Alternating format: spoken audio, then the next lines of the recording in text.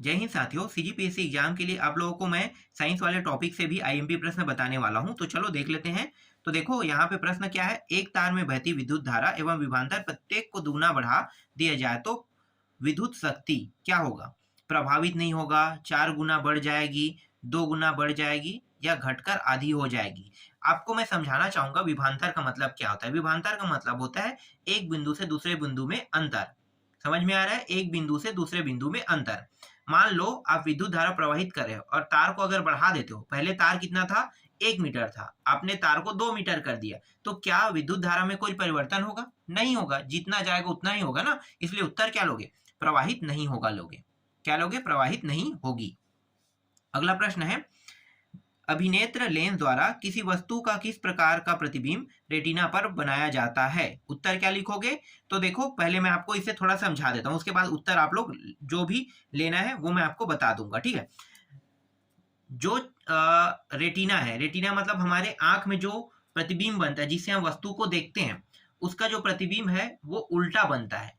लेकिन वो जो वस्तु है वो तो रियल में रहता है ना, वास्तविक रहता है। इसलिए उत्तर क्या लेना है? उल्टा तथा वास्तविक लेना है। प्रतिबिंब उल्टा बनता है जिसके कारण हमें वो सीधा दिखाई देता है। उल्टा बनेगा इसीलिए दिखाई कैसा देता है? सीधा दिखाई देता है। और उसका प्रतिबिंब जो है वो वास्तविक ही रहेगा। समझ में आ गया? आगे देखो, अगला प्रश्न है, रोगी के दांत का प्रतिबिंब देखने के लिए दांत के डॉक्टर द्वारा इनमें से किसका उपयोग किया जाता है? उत्तर क्या लोगे? उत्तर आपको कैसे लेना है मैं आपको ये भी समझा देता हूं। अगर ये प्रश्न थोड़ा सा डिफिकल्ट कर दिया पढ़ने या बोलने में, तो आपको उत्तर कैसे लेना है?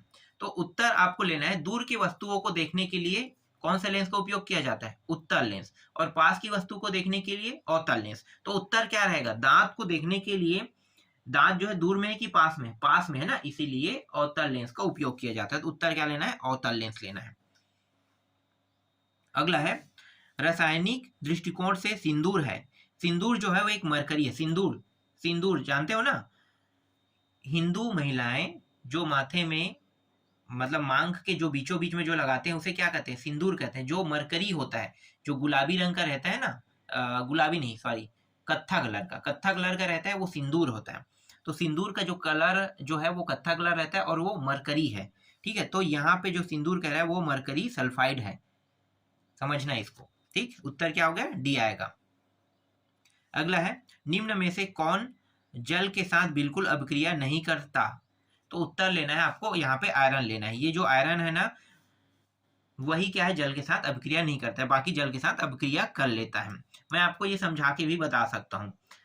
नल के पानी का जो कलर होता है, देखना जब जंग लग जाता है ना, तो लोहे पे जंग लग जाता है तो पानी का कलर कैसा होता है? लाल रंग का होता है। तो वो लाल रंग का होता है तो क्या वो पानी में घुल जाता है? नहीं घुलता है।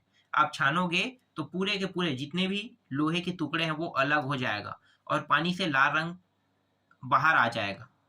इसका मतलब क्या है कि आयरन जो है वो जल में नहीं घुल सकता। समझ में आ गया? इसके बाद अगला है, जूल ऊर्जा से उसी तरह संबंधित है जैसे पास्कल संबंधित है। तो जूल जो है ऊर्जा से संबंधित है, तो पास्कल जो है दबाव से संबंधित है।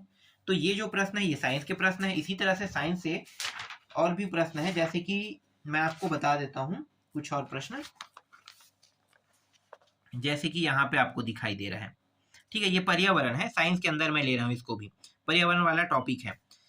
निम्न में से कौन आहार श्रृंखला का निर्माण करते हैं? आहार श्रृंखला का निर्माण की बात कर रहे हैं। तो देखो आहार श्रृंखला कैसे कैसे चलता है।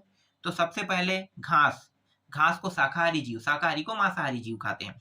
तो घास जो है, यहाँ पे देखो ये घास है, घास के बाद बकरी, ये शाकाहारी जीव है। और मनुष्य जो है सर्वाहारी है। यहाँ पे शेर होता तो शेर लेते हैं, ठीक है, लेकिन मनुष्य दिया है तो आपको क्या करना है? मनुष्य लेना है। तो यही क्या होगा? इसका उत्तर रहेगा बी वाला।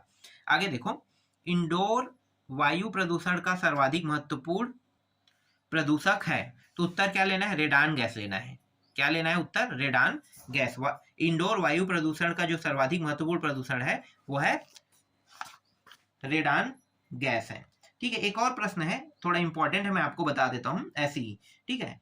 ये जो मॉन्ट्रियल प्रोटोकॉल है ना, अगर पूछता है मॉन्ट्रियल प्रोटोकॉल किससे संबंधित है, तो आपको क्या लेना है? ओजोन परत के क्षय को रोकने के लिए, ठीक है। क्या लेना है? ओजोन परत के क्षय को रोकने के लिए। इसके बाद मैं आपको और दिखा देता हूं कुछ महत्वपूर्ण प्रश्न, जैसे कि यहाँ पे है, देखो क्या है, चेरनोबिल दुर्घटना संबंधित है, तो ये नाभिकीय दुर्घटना लेना है। क्या लेना है? नाभिकीय दुर्घटना लेना है। और वाहनों में पेट्रोल के जलने से निम्न धातु वायु को प्रदूषित करती है, तो यहाँ पे आपको लेना है लेड निकलता है। ठीक है, वाहनों के जो पीछे से जो धुआं निकलता है जो प्रदूषित करता है वो लेड वाला धुआं होता है। ठीक है, लेड है, तो उत्तर क्या लेना है? लेड ले लेना है।